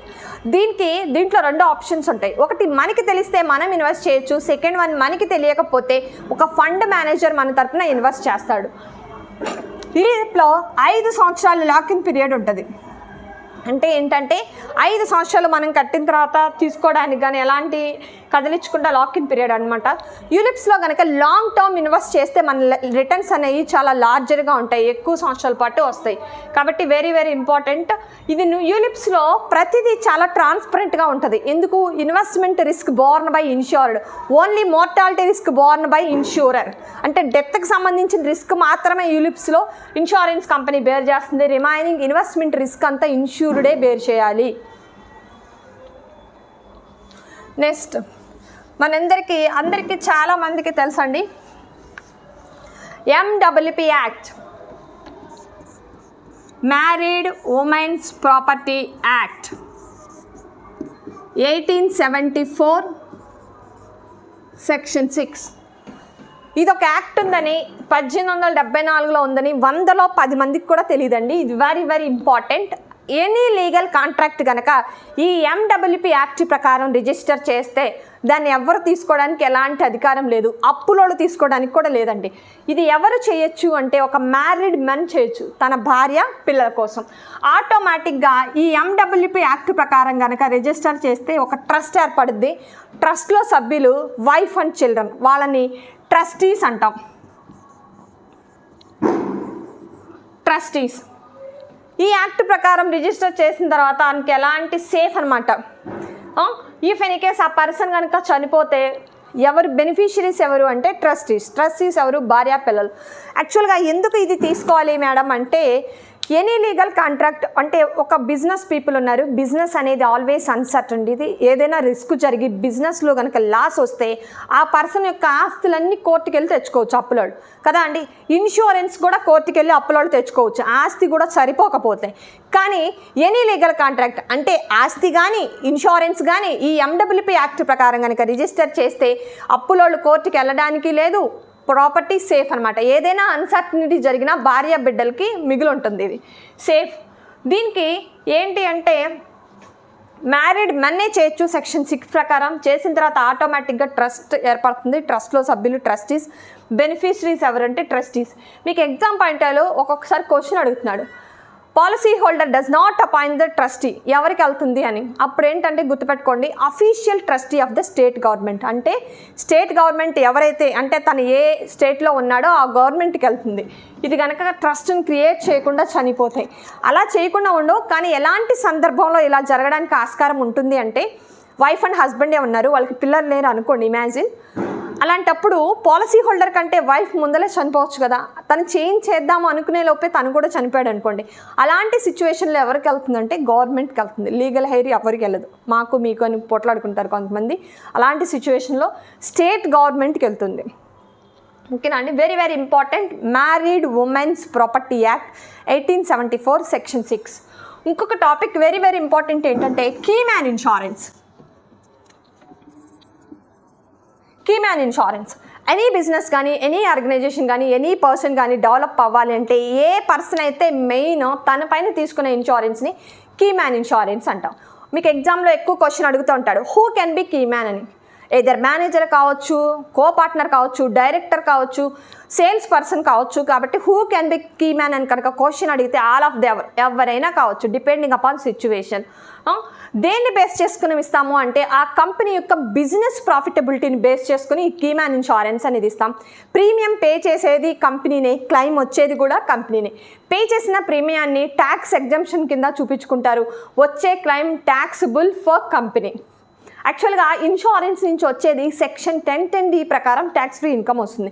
కానీ ఈ కీ మ్యాన్ ఇన్సూరెన్స్లో కంపెనీకి పర్సన్ పైన వస్తుంది కాబట్టి ట్యాక్స్ పే చేయాలి. ఇది కీ మ్యాన్ ఇన్సూరెన్స్. మనకి ఇంకా ఇన్సూరెన్స్లో మనం మెయిన్గా చెప్పుకోవాల్సింది ఏంటంటే కొన్ని సెక్షన్స్ ఇయర్స్ ఉంటాయండి. సెక్షన్ 45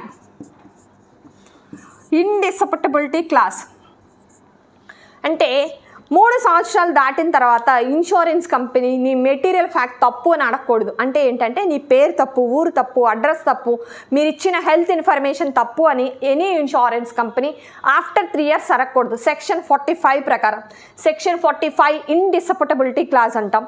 నెక్స్ట్ సెక్షన్ 41 సెక్షన్ 41 అంటే ఏజెంట్ కమిషన్ యాక్ట్.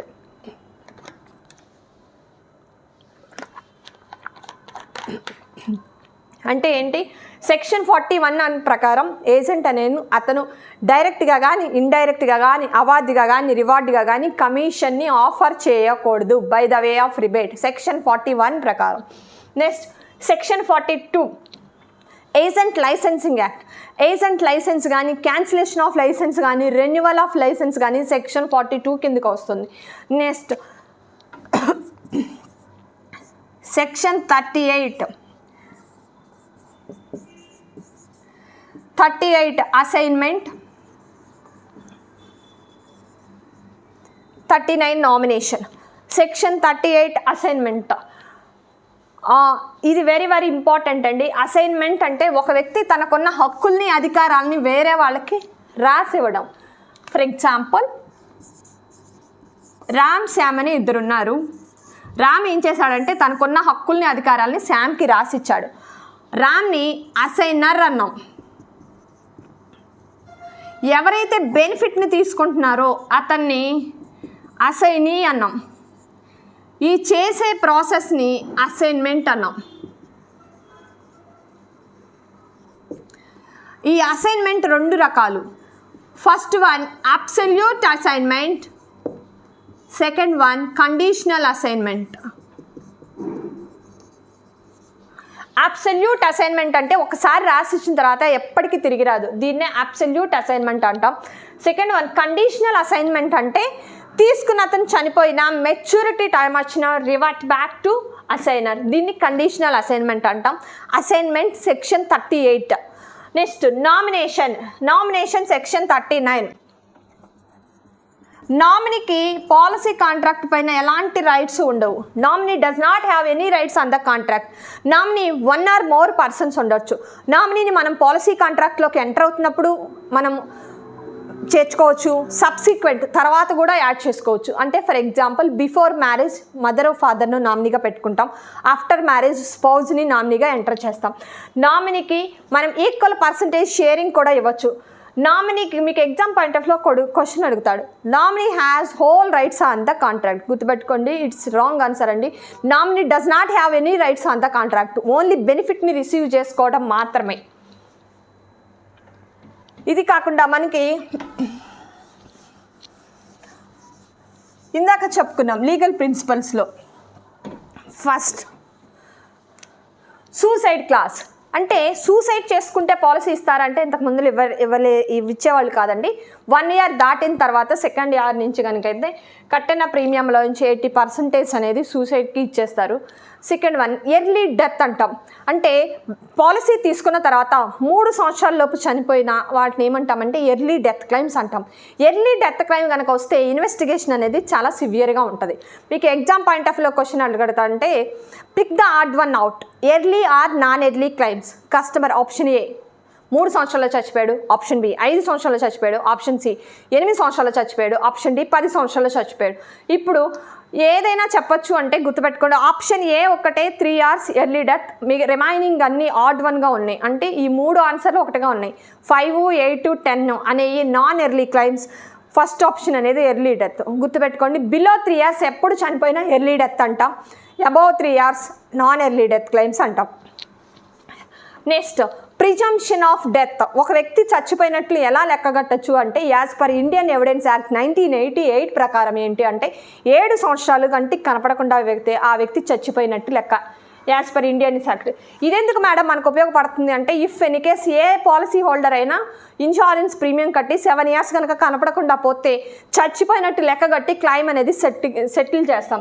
దీన్నే ప్రిజంప్షన్ ఆఫ్ డెత్ అంటాం as per Indian evidence act ప్రకారం.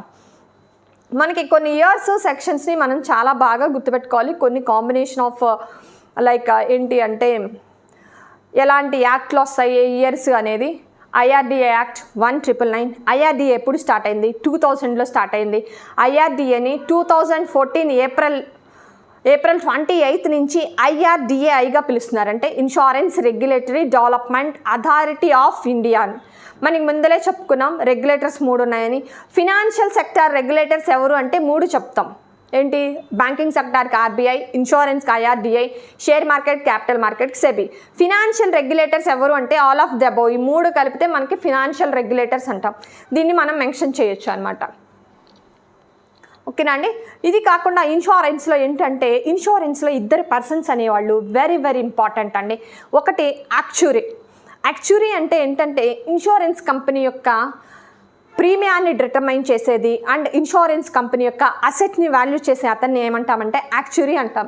యాక్చురీ చాలా కాన్షియస్నెస్తో ఫ్యూచర్లో కంపెనీకి ఏదైనా జరుగుతుంది అన్న ఉద్దేశంతో ప్రీమియాన్ని చాలా కాన్షియస్నెస్తో డిజైన్ చేస్తాడు. Second person underwriter. Underwriter అనేది ఇన్సూరెన్స్లో very very important role play చేస్తాడు. ఒక వ్యక్తికి రిస్క్ని యాక్సెప్ట్ చేయాలా, రిజెక్ట్ చేయాలా, పోస్ట్పోన్ చేయాలా, డిక్లైన్ చేయాలా అని డిసైడ్ చేసే వ్యక్తిని అండర్ రైటర్ అంటాము. అండర్ రైటింగ్ చేసేటప్పుడు 2 మెథడ్స్ని ఉపయోగించుకొని అండర్ రైటింగ్ చేస్తాడు. దాన్నే మనం first one underwriting methods. First one numerical method, second one judgement method. Underwriting చేసేటప్పుడు 99 కేసెస్ని న్యూమరికల్ మెథడ్ని బేస్ చేసుకునే చేస్తాడు. న్యూమరికల్ మెథడ్ అంటే ఏంటంటే ప్రతి వ్యక్తికి పాజిటివ్ పాయింట్స్, నెగిటివ్ పాయింట్స్ ఉంటాయి. పాజిటివ్ పాయింట్స్ మనం ఏమంటామంటే ఫేవరబుల్ ఫ్యాక్టర్స్ అంటాం. నెగిటివ్ పాయింట్స్ ఉంటాయి. నెగిటివ్ పాయింట్స్ని అన్ఫేవరబుల్ ఫ్యాక్టర్స్ అంటాం. ఈ పాజిటివ్ పాయింట్స్ని మనకి కొన్ని బేస్ పాయింట్స్ తీసుకుంటాడు. ఫర్ ఎగ్జాంపుల్ బేస్గా ఒక 100 పాయింట్స్ తీసుకున్నాడు అనుకోండి, మనకు ప్లస్ పాయింట్స్ ఉంటాయి, నెగిటివ్ పాయింట్స్ ఉంటాయి. ఈ బేస్ పాయింట్స్కి మన ప్లస్ పాయింట్స్ని ఈ బేస్ పాయింట్స్లో నుంచి తీసివేస్తాడు, మన మైనస్ పాయింట్స్ని ఈ బేస్ పాయింట్స్కి యాడ్ చేస్తాడు. అప్పుడు ఏమవుతుందంటే మన ప్లస్ పాయింట్స్ షుగర్ లేదు, బీపీ లేదు, ఏజ్ తక్కువ ఉంది. అప్పుడు ఏంటి? ఒక వ్యక్తి కట్టాల్సిన దానికంటే ప్రీమియం తక్కువ కడతాడు. నెగిటివ్ పాయింట్స్ బీపీ ఉంది, స్మోక్ చేస్తాడు, డ్రింక్ చేస్తాడు, ఇవన్నీ మన నెగిటివ్ పాయింట్స్. మన నెగిటివ్ పాయింట్స్ బేస్ పాయింట్స్కి యాడ్ అయ్యి కట్టాల్సిన దానికంటే ప్రీమియం ఎక్కువ చేస్తారు. దీన్ని మనం ఏమంటామంటే న్యూమరికల్ మెథడ్ అంటారు. 99 కేసెస్ అండర్ రైటర్ న్యూమరికల్ మెథడ్ని బేస్ చేసుకునే చేస్తాడు. Next judgement method. Judgement method అంటే ఏంటంటే ఒక వ్యక్తికి డయాబెటిక్ ఉంది, ఇవ్వాలా వద్దా అనేది అండర్ రైటర్ యొక్క ఓన్ డెసిషన్. ఈ అండర్ రైటర్ ఏం చేస్తాడంటే బేస్డ్ ఆన్ మెడికల్ ఎగ్జామ్ అనే రిపోర్ట్ని బేస్ చేసుకుని తనకి ఇన్సూరెన్స్ ఇవ్వాలా వద్దా అనేది తన సొంత నిర్ణయం. దీన్నే ఏమంటాం? జడ్జిమెంట్ మెథడ్ అంటాం. అండర్ రైటర్ ఈ 2 మెథడ్స్ని ఉపయోగించుకొని అండర్ రైటింగ్ చేస్తాడు. అండర్ రైటింగ్ చేసే ముందులా ఏం చేస్తాడంటే అండర్ రైటర్ రిస్క్ అసెస్మెంట్ చేస్తాడు. అంటే తిను స్టాండర్డ్ రిస్క్లో ఉన్నాడా, ప్రిఫర్డ్లో ఉన్నాడా, సబ్ స్టాండర్డ్లో ఉన్నాడా అని. అది ఎలా అంటే చాలా ఈజీగా క్యాలిక్యులేట్ చేస్తాడండి. ఈ టేబుల్ కనుక మీరు ఒకసారి గుర్తుపెట్టుకుంటే ఇట్స్ వెరీ వెరీ ఈజీ. ప్రతి వ్యక్తికి 2 ఉంటాయండి. ఒకటి జీవించడం, రెండోది చనిపోవడం. మనం దాన్నే రిస్క్ అంటాం.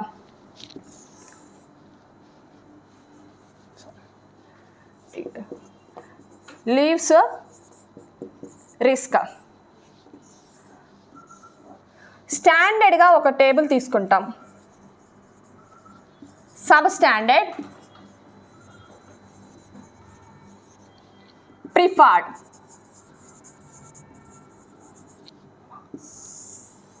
అంటే స్టాండర్డ్లో ఉన్న అతనికి స్టాండర్డ్ టేబుల్ ప్రకారం నడుస్తుంది అనమాట.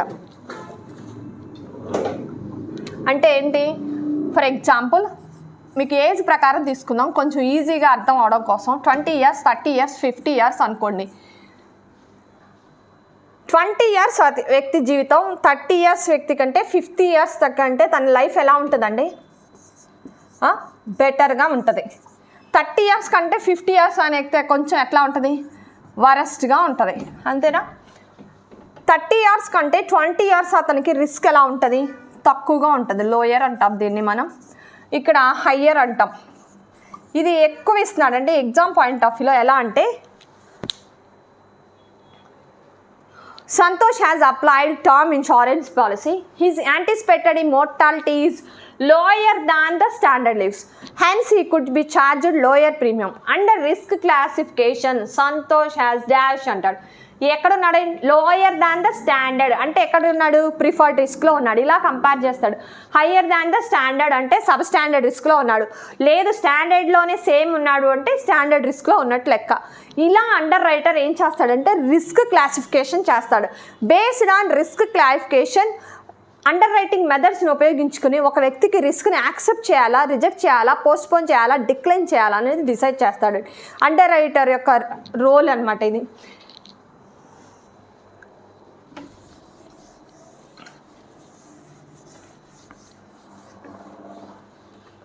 నెక్స్ట్, ఇన్సూరెన్స్ కంపెనీ అనగానే మనము ప్రీమియం పే చేస్తాం కదండి. అంటే అప్లికేషన్ నింపి, ఇక్కడ అప్లికేషన్ అనకూడదు, ప్రపోజల్ ఫామ్ అనాలి.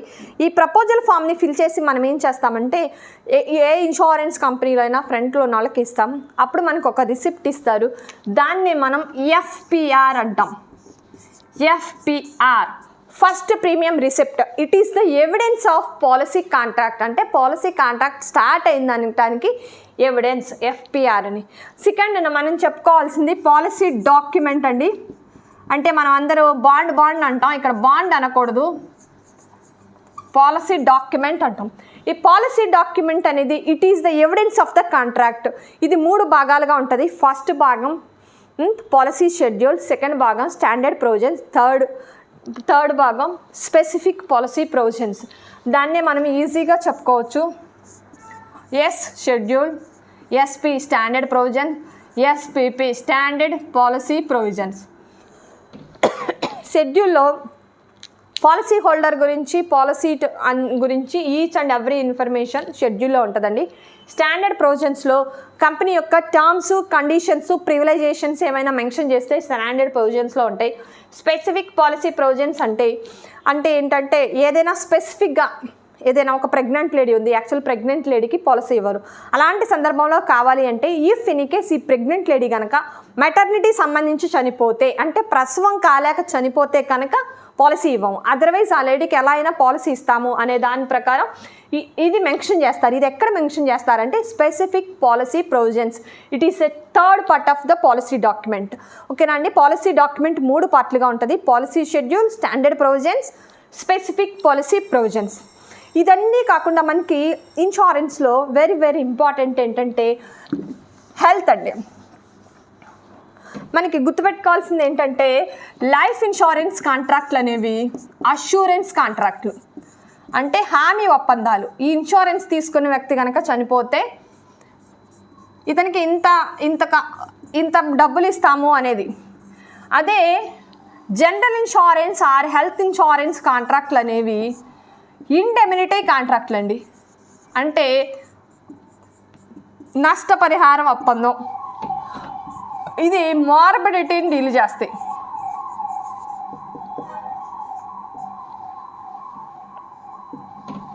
అంటే ఏంటి, లైఫ్ ఇన్సూరెన్స్, ఒక పర్సన్ ఇన్సూరెన్స్ తీసుకున్నాడు ₹1,00,00,000కి, తనకి చనిపోతే ₹1,00,00,000 ఇస్తాం.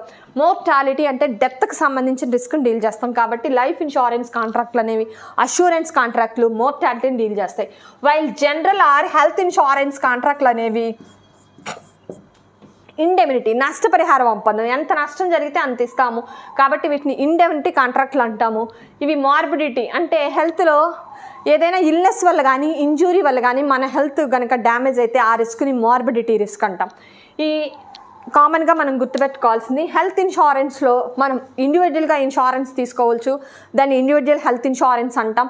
ఫ్యామిలీ అందరికీ కలిపి హెల్త్ ఇన్సూరెన్స్ తీసుకోవచ్చు, దాన్ని ఫ్యామిలీ ఫ్లోటర్ పాలసీ అంటాం. ఈ ఫ్యామిలీలో ఎవరెవరు ఉండవచ్చు అంటే మీరు, మీ స్పౌజ్ అంటే మీ పేరు, హస్బెండ్ అయితే వైఫ్, వైఫ్ అయితే husband, me children, parents and parents ఇలా ఉండొచ్చు. Which is not covered under family floater policy అంటాడు. ఎవరు అంటే ఫ్రెండ్స్ అండ్ నైబర్స్ కవర్ అవ్వరు, దీన్ని ఫ్యామిలీ ఫ్లోటర్ అంటాం. Third one group health insurance. ఒక గ్రూప్కి రిలేషన్ ఉండాలి. ఒక ఎంప్లాయర్ తన ఎంప్లాయీస్కి అందరికీ తీసుకోవచ్చు, ఒక బ్యాంక్ దాంట్లో తీసుకున్న క్రెడిటర్స్ అందరికీ లేదా లోన్ తీసుకున్న వాళ్ళందరికీ తీసుకోవచ్చు, అలాగే ఒక ఆర్గనైజేషన్ తనతో పనిచేస్తున్న వాళ్ళందరికీ తీసుకోవచ్చు. అంతేగాని గ్రూప్ ఆఫ్ అన్రిలేటెడ్ పీపుల్ కనుక ఒక గ్రూప్గా ఫామ్ అయ్యి వాళ్ళు ఇన్సూరెన్స్ తీసుకునే పర్పస్తో ఒక గ్రూప్గా ఫామ్ అయితే కనుక they are not eligible to enter into the group health insurance. గుర్తుపెట్టుకోండి, హెల్త్ ఇన్సూరెన్స్ 3 రకాలుగా తీసుకోవచ్చు. ఒకటి ఇండివిజువల్, సెకండ్ ఫ్యామిలీ అందరికీ family floater, third one group health insurance. మనకి హెల్త్ ఇన్సూరెన్స్లో బేసిక్గా లైఫ్ ఇన్సూరెన్స్ లాగానే అండర్ రైటింగ్ ఉంటుంది, సేమ్ ఫార్మాట్. ఇందాక మనం ఏదైతే చెప్పుకున్నామో ఇక్కడ కూడా numerical method, judgement method, everything ఉంటుంది. ఇంకా హెల్త్ ఇన్సూరెన్స్లో మనం కొన్ని టెర్మినాలజీని గుర్తుపెట్టుకోవాలి. First one TPA, third party administrator. అంటే వీళ్ళు హెల్త్ ఇన్సూరెన్స్లో ఒక కంపెనీకి కస్టమర్కి మధ్యలో ఉండి ఒక గ్రూప్ ఆఫ్ పీపుల్ ఉంటారు. దీంట్లో ఒక మెడికల్ ప్రాక్టీషనర్ కూడా ఉండాలి. టీపీఏ చేయాలంటే వాళ్ళు ఒక 1 year ట్రైనింగ్ అండర్గో అవ్వాలి. సమ్ అమౌంట్ అనేది మనం ఇన్సూరెన్స్ కంపెనీకి పే చేయాలి, ఐఆర్డీఏకి పే చేయాలి. ఇలాంటివి ఉన్నాయి, వీటిని మనం టీపీఏస్ అంటాం. ఇంకొకటి ప్రీ ఎగ్జిస్టింగ్ కండిషన్స్, అంటే ఇంతకు ముందులే మనకు ఉన్న జబ్బులు కానీ వ్యాధులు కానీ వీటిని ప్రీ ఎగ్జిస్టింగ్ కండిషన్స్ అంటాము. వీటికి వెయిటింగ్ పీరియడ్ ఉంటుంది కొన్ని కంపెనీస్లో 4 years or 48 months pre existing conditions or డిసీజ్కి.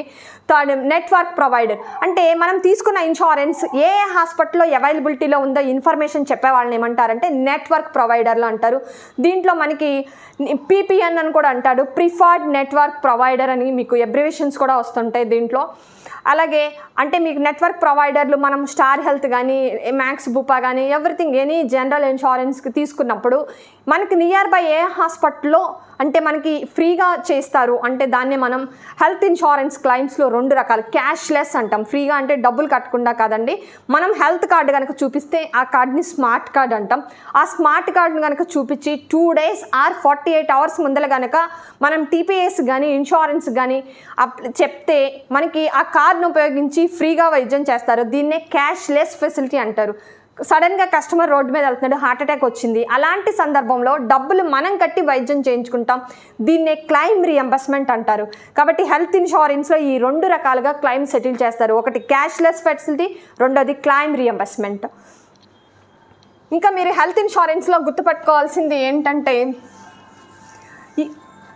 ఈ employee state insurance scheme ESI, employee state insurance scheme ESI 1948 మనకి స్వాతంత్రం వచ్చిన నెక్స్ట్ ఇయర్ స్టార్ట్ అయిందండి. ఎవరైతే స్టేట్ గవర్నమెంట్లో వర్క్ చేస్తారో వాళ్ళు 15,000 జీతం ఉండి వాళ్ళందరికీ వర్తిస్తుందండి ఈఎస్ఐ స్కీమ్ కింద. మనకి గుర్తుపెట్టుకోవాలి, దీంట్లో ఏంటంటే ఎంప్లాయీ 1.75% కాంట్రిబ్యూట్ చేస్తాడు, ఎంప్లాయర్ 4.75% కాంట్రిబ్యూట్ చేస్తాడు, గవర్నమెంట్ 12.5% కాంట్రిబ్యూట్ చేస్తుందండి ఈఎస్ఐ స్కీమ్ కింద. మనకి ఇది కాకుండా ఇంకొకటి ఉంది CGHS, central government health scheme అండి. ఇది ఎవరైతే సెంట్రల్ గవర్నమెంట్లో వర్క్ చేస్తారో 1954లో స్టార్ట్ అయింది. ఎవరైతే సెంట్రల్ గవర్నమెంట్లో వర్క్ చేస్తారో వాళ్ళ ఫ్యామిలీస్కి CGHS central government health scheme వాళ్ళ ఫ్యామిలీ ఫ్లోటర్ పాలసీ అనమాట ఈ సిజిహెచ్ఎస్ కింద. ఇవి కాకుండా మనకి మెడిక్లైమ్ పాలసీస్ అంటాము, మెడిక్లైమ్ పాలసీస్ కూడా ఉన్నాయి ఈ హెల్త్ ఇన్సూరెన్స్లో. Very very important. ఇంకా ఇన్సూరెన్స్లో మనం ముఖ్యంగా తెలుసుకోవాల్సిన కొన్ని టాపిక్స్ ఉన్నాయండి, వీటిని చాలా జాగ్రత్తగా గుర్తుపెట్టుకోవాలి. ఫస్ట్ మనం ఈజీగా తీసుకుందాం. ఫర్ ఎగ్జాంపుల్, ఒక వ్యక్తి Jan 2023లో ఒక ఇన్సూరెన్స్ పాలసీ తీసుకున్నాడు. ఈ ఇయర్ Jan 2024కి రెన్యువల్ ప్రీమియం పే చేయాలి కదా అండి. ఎప్పుడు పే చేయాలి? Jan 2024కి రెన్యువల్ పే చేయాలి. ఈ డేట్ని ఏమంటామంటే మనము డ్యూ డేట్ అంటాం. ఏమంటామండి? Due date. డ్యూ డేట్లో కనుక ఇన్సూరెన్స్ పే చేయకపోతే పాలసీ ఏమవుతుందంటే ఏమవుతుందండి, కంపెనీ మనము పే చేయని అన్పెయిడ్ ప్రీమియాన్ని పే చేయడానికి అడిషనల్గా ఒక పీరియడ్ ఉంటుంది, దాన్నే మనం గ్రేస్ పీరియడ్ అంటాం. గ్రేస్ పీరియడ్ ఎంత అంటే 1 month ఆర్ 31 days. అంటే మనము పే చేయని అన్పెయిడ్ ప్రీమియాన్ని పే చేయడానికి కంపెనీ అడిషనల్గా ఇచ్చే పీరియడే గ్రేస్ పీరియడ్. ఈ గ్రేస్ పీరియడ్లో కస్టమర్ చనిపోతే ఏమవుతుంది అంటే కట్టని ప్రీమియాన్ని డిడక్ట్ చేసుకుని క్లైమ్ అనేది సెటిల్ చేస్తారు. గ్రేస్ పీరియడ్లో ఎలాంటి ఇంట్రెస్ట్ ఛార్జ్ చేయదు. గ్రేస్ పీరియడ్ తర్వాత కూడా పాలసీ పే చేయలేదనుకోండి ఏమవుతుందంటే పాలసీ ల్యాప్స్ అవుతుంది. అంటే ఎప్పుడు lapse means discontinuation of the premium after grace. Grace తర్వాత కూడా పాలసీ ప్రీమియం పే చేయకపోతే ల్యాప్స్ అవుతుంది. ల్యాప్స్ అయిన పాలసీని తిరిగి రివైవ్ చేసుకోవచ్చు. ఎప్పటి లోపల అంటే ట్రెడిషనల్ ప్లాన్స్ అయితే 5 years లోపల రివైవ్ చేసుకోవచ్చు. నాన్ ట్రెడిషనల్ అంటే యూలిప్స్ ప్లాన్స్ అయితే 3 years లోపల రివైవ్ చేసుకోవచ్చు. రివైవ్ చేసుకోవాలంటే మనకి ముఖ్యంగా కావాల్సిన 2. మనం అన్పెయిడ్ ప్రీమియాన్ని విత్ ఇంట్రెస్ట్తో పే చేయాలి. సెకండ్ వన్ ఎవిడెన్స్ ఆఫ్ ఇన్సూరబిలిటీ ఉండాలి. అంటే ఏంటంటే ఈ 2 సంవత్సరాలు నాకు డబ్బులు అందుకే నేను పే చేయలేదు, నా హెల్త్ అంతా బాగానే ఉంది. ఎవిడెన్స్ ఆఫ్ ఇన్సూరబిలిటీ అంటే ఇన్సూరెన్స్ తీసుకోవడానికి నేను పర్ఫెక్టే, నా హెల్త్ అంతా బాగానే ఉంది అని మెడికల్స్ పడతాయి అన్నమాట. వీటితో సహా మనం ప్రీమియం విత్ ఇంట్రెస్ట్ పే చేస్తే ల్యాప్స్ అయిన పాలసీని రివైవ్ చేసుకోవచ్చు. దీన్నే మనం రీఇన్స్టేట్మెంట్ అంటాం. ఓకేనండి, ఇంపార్టెంట్. గ్రేస్ పీరియడ్ ఒకటి మీకు అడుగుతాడు. ఇయర్లీ మోడ్ అయితే grace period 1 month or 31 days. Monthly mode అయితే 15 days మాత్రమే ఉంటుంది grace period. After grace policy lapse అయిపోతుంది. మనకి ఇంకా వేరేగా తెలుసుకోవాల్సింది ఏంటి అంటే ఫ్రీ లుక్ పీరియడ్ అండి.